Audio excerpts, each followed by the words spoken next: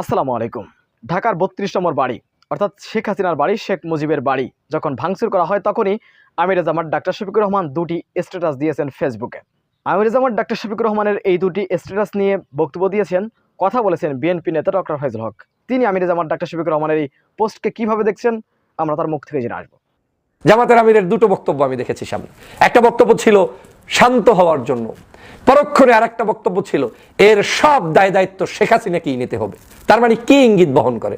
তিনি বুঝাতে চাচ্ছেন যা হচ্ছে, যা ঘটছে, এটার দায়িত্ব শেখ হাসিনার, কারণ শেখ হাসিনার কারণে এই অপকর্মগুলো হচ্ছে। শেখ হাসিনা যদি বক্তব্য না দেয়, শেখ হাসিনা যদি উচকে না দেয়, তাহলে তো এই কার্যক্রম হতো না। একই উপায়ে তিনি আবার বলছেন শান্ত থাকুন, শান্ত থাকুন, শান্তের বিকল্প নাই। তার মানে কি দাঁড়াচ্ছে? যে মানুষগুলো যাতে বিশৃঙ্খলতার একেবারে লিমিট ক্রস করে না ফেলে। আমি এটা বুঝতে পেরেছি, কিন্তু মনে মনে ভাবার উপায় নাই এই যে ওনরা কি তাহলে এ ধরনের কাজ চান না? ওনরা কি চান আর কি চান না সেটা লিখিত পরিত সাংবাদিক সম্মেলন করে বোঝানোর নাম রাজনীতি না, কিংবা সংবাদ সম্মেলনের বিষয়ও না। নিজে যেই কাজটা করছি একই কাজ আমি আমার বাবা করুক, সেটা আমি চাই না। আমরা ইউটিউবিং কেউ করলে, ফেসবুকিং কেউ করলে আমরা মনে করি আমাদের নিয়ন্ত্রিত, মানে ঘেড়ি চেপে তাদেরকে আমাদের মতো শিখাতে চাই। না, রং। ইউটিউব দিয়ে বাংলাদেশ চলে না, ফেসবুক দিয়ে বাংলাদেশ চলে না, অনলাইন দিয়ে বাংলাদেশ চলবে না, কিংবা অফলাইন দিয়েও বাংলাদেশ চলবে না। এই সমষ্টিক সমগ্র কিছুর বিনিময়ে সম্মিলিত প্রচেষ্টাই বাংলাদেশ চলে। আমি যদি আজকে এমন কোনো গরম বক্তব্য দেই, এটা ভিউ হবে 10 কোটি, কিন্তু এই 10 কোটি বক্তব্য দেওয়ার পরেও যদি আমার পিছনে ইনফ্লুয়েন্স না থাকে, জামাত কিংবা বিএনপি কিংবা অন্য কোনো রাজনৈতিক দলের সাপোর্ট না থাকে, ব্যাকআপ না থাকে, আমার সর্বশেষ ওই ঢাকা শহরের যেখানেই মানুষ ডাকবো সম্পূর্ণভাবে সেখানে সর্বোচ্চ 50-100 জন মানুষ আসবে, বেশি আসবে না। চ্যালেঞ্জ ছুড়ে দিলাম। This is name call politics. কারণ আর আমার এই বক্তব্য যদি তার আদর্শের সাথে মিলে যায়, সেও যেটা মনে মনে চায় আমিও সেটা বলে দিচ্ছি, তখন দেখবেন হুড়হুড় হুড়হুড় করে মানুষগুলো ওখানে জামায়াত হয়ে যাবে। ভাবার কোনো উপায় নাই যে একজনে বলে দিচ্ছি আর লগে লগে মানুষ গিয়ে উপস্থিত হয়েছে। না, এই মানুষগুলো ওই একই চিন্তা লালন করে বিধায় ওই সময়ের জন্য উপস্থিত হয়েছে। আজকে পারলে আপনি ঢাকা শহরে কারো ঘর ভাঙচুর করতে মানুষ ডাকেন, চ্যালেঞ্জ ছুড়ে দিলাম 5 জন মানুষও আপনি পাবেন না। আমাদের এই ডাকগুলোরও বিশেষ সিজন আছে। শেখ হাসিনার এই ধানমন্ডির 32 নম্বর বাসভবন 6 মাস পর্যন্ত কেউ একটা ঢিলাও মারে নাই, এবং ঢিলা মারাটা কেউ একটা অপরাধ মনে করেছে। এটাই বাস্তবতা। না না, দরকার কি, এটা 5 তারিখে শেষ হয়ে গিয়েছে, আর কিছু মারবো না। ঢিলা মারছে কখন? যখন শেখ হাসিনা বাংলার জনগণকে উত্তেজিত করেছে, সমগ্র জনগণকে খেপিয়ে তুলেছে, তখন এই ঢিলা মারাটাকে সবাই ফরজ মনে করে ফেলেছে যে এখনই মারতে হবে, এখনই মারা উচিত, এবং এই মারাটা কোনো অন্যায় না, পাপ না, কিচ্ছু না। সে কারণে প্রশাসন থেকে শুরু করে কেউ কিচ্ছু করতে পারে না, জনতাই সেখানে বিজয় অর্জন করেছে। শেখ হাসিনার একটি বক্তব্যকে কেন্দ্র করে আবারও ঢাকা উত্তাল হয়েছে, এবং সেই উত্তালের অংশ হিসেবে 32 নম্বরের যে ঘটনাটি ঘটেছে সেটা বাংলাদেশের সবাই কম বেশি এখন জানেন। 32 নম্বরের ঘটনা পরবর্তী সময়ে বাংলাদেশে বিভিন্ন জায়গায় বেশ কিছু ঘটনাও ঘটেছে, সংগঠিত হয়েছে। আমাদের এই সকল ঘটনাকে কেন্দ্র করে রাজনৈতিক মহলের সিনিয়র নেতৃবৃন্দ, অনলাইন অ্যাক্টিভিস্ট, কিংবা রাজনীতি ছাড়াও সমাজের সচেতন ছাত্র সমাজ, যুব সমাজ, নাগরিকদের মধ্যে বিভিন্ন ধরনের মিশ্র প্রতিক্রিয়া ব্যক্ত করা চলছে। বাংলাদেশের অন্যতম সেরা দুটি দল, বাংলাদেশ জাতীয়তাবাদী দল এবং বাংলাদেশ জামাত ইসলামী, জামাত ইসলামের আমিরের বক্তব্য, ফেসবুক পোস্ট, বিএনপির বেশ কিছু নেতার বক্তব্য কিংবা তাদের আলোচনা, এই সবগুলো নিয়ে এখন চুলচেরা বিশ্লেষণ চলছে বাংলাদেশের প্রত্যেকটি ঘরে ঘরে। আমি সবসময় যে কথাটা শুরু থেকেই বলতাম সেটা আজও বলছি, প্রথমেই ক্লিয়ার করে দিচ্ছি যে রাজনীতিবিদদের বক্তব্য আর অনলাইন অ্যাক্টিভিস্ট কিংবা ইউটিউবারদের বক্তব্য এক নয়। রাজনীতিবিদরা যে চিন্তাটা আজকে করেন বা আগামীর 10 বছর পরেরগুলো নিয়ে চিন্তা করেন, সেটা সমাজের আজকের বর্তমান সময়ের একজন টকবগে যুবক সেই চিন্তাটা করবে না। এবং যেই রাজনীতিবিদ আজকে যে ভাষায় বক্তব্য দিচ্ছেন, এই একই ভাষায় ওই একই রাজনীতিবিদ যখন আমার বয়সে ছিলেন, 12 বছর, 16 বছর, 30 বছর, 25 বছর, তখনও তিনি ওই একই স্টাইলে বক্তব্য দিতেন না। কারণ তৎকালীন সময়ে তিনিও আমাদের মতো একজন টকবগে যুবক ছিলেন। বাস্তবতা, ভবিষ্যৎ কি হবে না হবে এত কিছু চিন্তা না করে তিনিও ওই জোশে সব কার্যক্রম করতেন।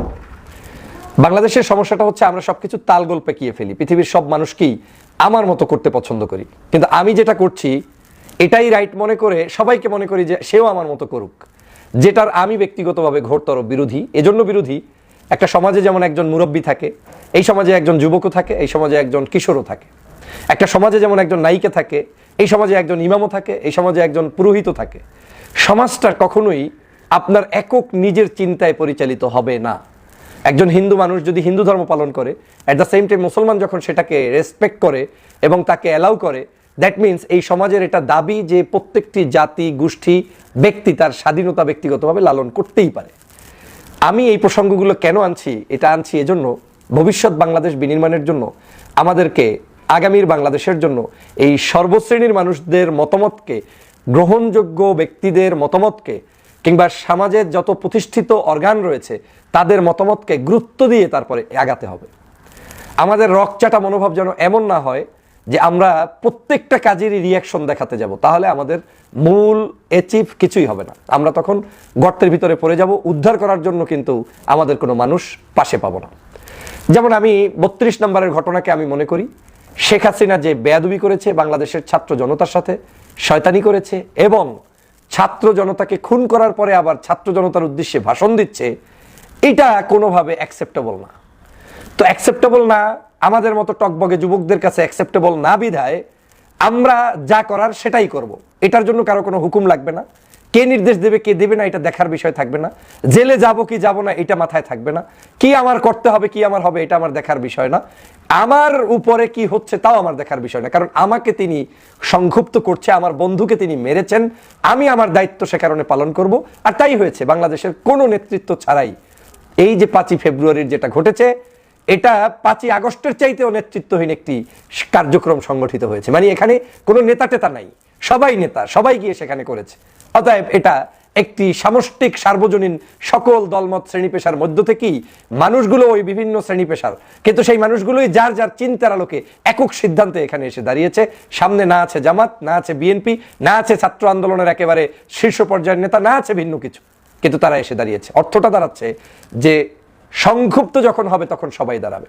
অ্যাট দ্য সেম টাইম যারা রাষ্ট্রের 50 বছর পরেও রাজনীতি কি হতে পারে, আগামীকালকের দেশ কেমন হতে পারে সে নিয়ে চিন্তা করেন এবং রাজনীতিবিদ হিসেবে রাজনীতি করেন, তিনি তাদের জায়গায় ফেসবুকে স্ট্যাটাস আমার মতো দেবেন না। যেমন জামাতের আমির সাহেবের বক্তব্য যদি আমার মতো হয় তাহলে তিনি আমির হওয়ার যোগ্যতা রাখেন না। আবার আমি যেটা হচ্ছি বা করছি এটা যদি তার আচরণে প্রকাশ পায় তাহলে তো তিনি আমার মতো হয়ে গেলেন, তিনি তো আর আমির হলেন না। একই উপায়ে বিএনপিরও আমি সিনিয়র অনেক নেতাকে দেখেছি এই জাতীয় বক্তব্যগুলো খুব টেকনিক্যালি এড়িয়ে গিয়েছেন, বাট পেজে আমরা দেখেছি মিডিয়া সেল বা বিভিন্ন জায়গায় বিভিন্ন মানে স্লোগান বা কিছু পোস্ট যেটা আপনাকে ভিন্ন উপায়ে হয়তো আপনার কি বলে উদ্বুদ্ধ হয়তো করবে। বিভিন্ন জামাত মাইন্ডেড মানুষদের পোস্ট হয়তো এমনভাবে আসছে উদ্বুদ্ধ করবে। আমি ছাত্র নেতাদের পোস্ট দেখেছি, কেউ লিখছেন ঈদ মোবারক, কেউ লিখছেন উৎসব চলুক, উৎসব হোক না, এই যে বিভিন্নভাবে বা আজ রাতেই একটা কিছু হয়ে যাবে, এটা কিন্তু কোনো সরাসরি কোনো নির্দেশনা নয়, কিন্তু এটা ইঙ্গিত বহন করে যে something is going to be. তো সেই জায়গা থেকে আমি এদের কারোরই দোষ মনে করি না, যারা আমাদের এইটাকে সরাসরি হুকুম দেয় না, দিবে না, এটা তাদের আমি মনে করি রাজনৈতিক দূরদর্শিতার আরো একটা অংশ বিশেষ। কারণ আপনি রাজনৈতিক নেতাদের আচরণ এমন একটা জায়গায় থাকতে হবে যেখান থেকে তিনি চাইলে বন্ধ করলে বন্ধ হবে, উদ্বুদ্ধ করলে উদ্বুদ্ধ হবে, কিন্তু তিনি এমন কিছু আচরণ করে ফেলবেন না যেটা করলে বন্ধ করতে বললে আর বন্ধ হবে না, আর উদ্বুদ্ধ করতে চাইলে উদ্বুদ্ধ হবে না, জাতি একটা ক্লান্তিকালে পড়বে। আমি সে কারণে জামাতের আমির সাহেবকে স্যালুট জানাই, বিএনপির দূরদর্শী যারা ওই সাময়িক সময়ে যে সকল নেতারা গুরুত্বপূর্ণ ভূমিকা পালন করেছেন আপনাদেরকেও স্যালুট জানাই। শুধু তাদেরকে না, বাংলাদেশের সবাইকে।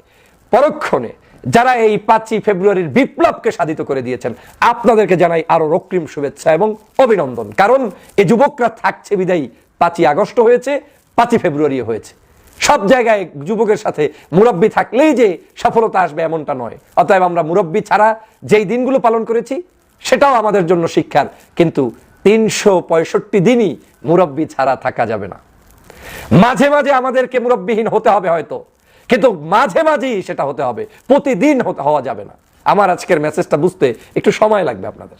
এদেরকে ওই জায়গাটায় স্থান দিয়ে দিতে হবে।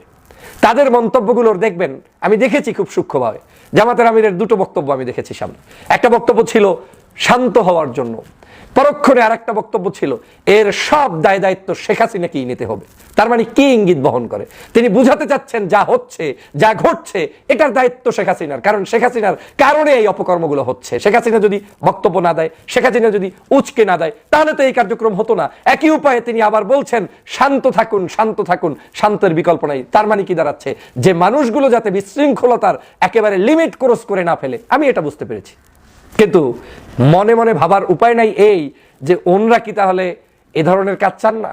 ওনরা কি চান আর কি চান না সেটা লিখিত পরিত সাংবাদিক সম্মেলন করে বোঝানোর নাম রাজনীতি না, কিংবা সংবাদ সম্মেলনের বিষয়ও না। প্রিয় সহযোদ্ধা ভাইরা, আমি সবসময় এই কারণে আমার আলোচনাগুলোর কিছু ভিন্ন লক্ষ্য বস্তু থাকে। একদিনের জন্য আমি আলোচনা করে আজকে আপনাকে চমৎপ্রদ কিছু বলে দিলাম, এটা দিয়ে বাংলাদেশের সমাজ পরিবর্তন হবে না, সেটা আমি চাইও না। আমি নিজে যেই কাজটা করছি একই কাজ আমি আমার বাবা করুক, সেটা আমি চাই না। বাস্তব সত্য কথা বলছি। আমার বাবার জায়গা থেকে তার গ্রহণযোগ্যতার ভিত্তিতে তাকে তার জায়গায় কাজ করতে দিতে হবে। সে আমার চেয়ে অন্তত 60 বছরের মুরব্বী, তাকে সেই সম্মানটা দিয়ে আমাকে কাজ করতে হবে। আবার আমার ছোট ভাই যেটা করবে সেটা আমি করতে চাই না, করতে পারবো না, ছোট ভাইকে দিয়েই করাতে হবে। আমার এই কথাগুলোর মধ্যে অনেকগুলো মেসেজ আছে। বাংলাদেশে আমরা সবসময় একটা কাজ করি, আমরা ইউটিউবিং কেউ করলে, ফেসবুকিং কেউ করলে আমরা মনে করি আমাদের নিয়ন্ত্রিত, মানে ঘেড়ি চেপে তাদেরকে আমাদের মতো শিখাতে চাই। না, রং।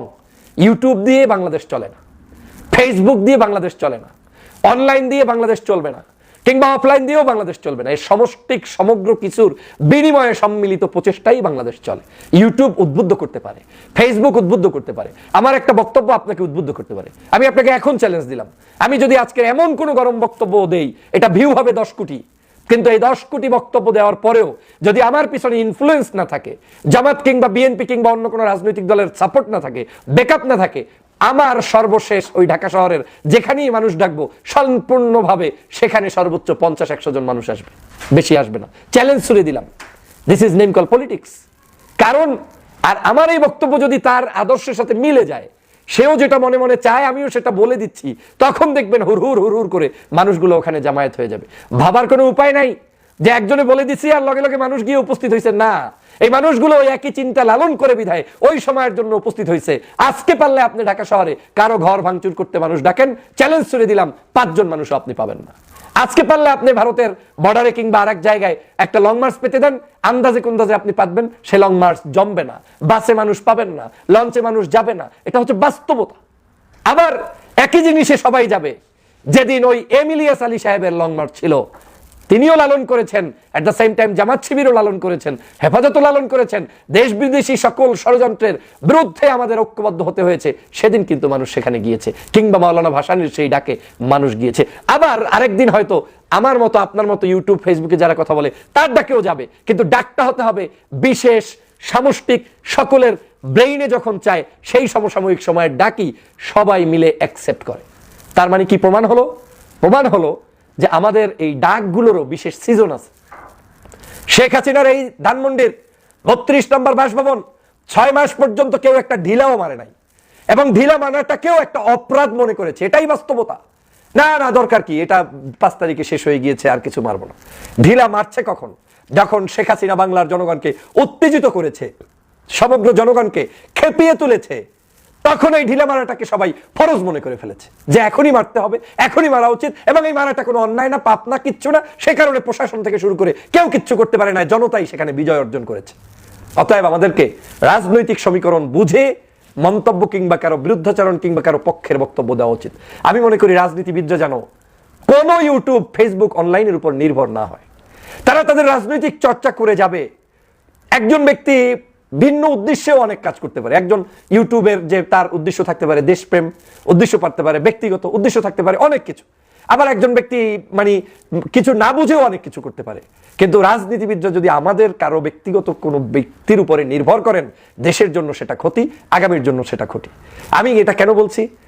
আমিও তো নিজে কথা বলি, আমিও তো অনলাইনে কথা বলি, আমিও তো আমার ফ্যান ফলোয়ার্সদেরকে ভালোবাসি। কিন্তু আমি ভালোবাসি ঠিকই, কিন্তু আমার ভিতরে এই চেতনা আমি লালন করি যে পলিটিক্যাল পিপলদের যে মনন, মগজ, জ্ঞান এবং তাদের যে অবস্থান, সেটা তাদেরকে স্বাধীন মতো চর্চা করতে দেওয়া উচিত।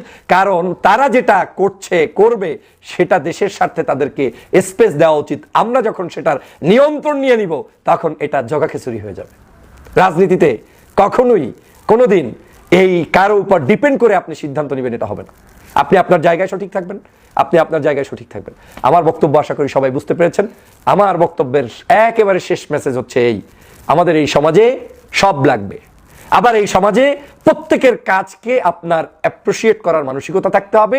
আমার কাজ আমাকে করতে দিন, আমার বাবাকে আমার কাজে প্রভাবিত করে চাপ সৃষ্টি করার কোনো প্রয়োজন নাই। সুপ্রিয় দর্শক, জামাত ইসলামের আমির ডক্টর শফিকুর রহমানের পোস্ট নিয়ে বিএনপি নেতা ডক্টর ফয়জুল হকের বক্তব্য আপনারা কিভাবে দেখছেন? অবশ্যই আপনাদের মূল্যবান মন্তব্য কমেন্ট বক্সে জানাবেন। সবসময় সত্য নির্ভেজাল তথ্য পেতে স্বাধীন বাংলা টিভি ইউটিউব চ্যানেলটি সাবস্ক্রাইব করে আমাদের সাথে থাকুন। আসসালামু আলাইকুম রহমতুল্লাহি ওয়া বারাকাতুহু।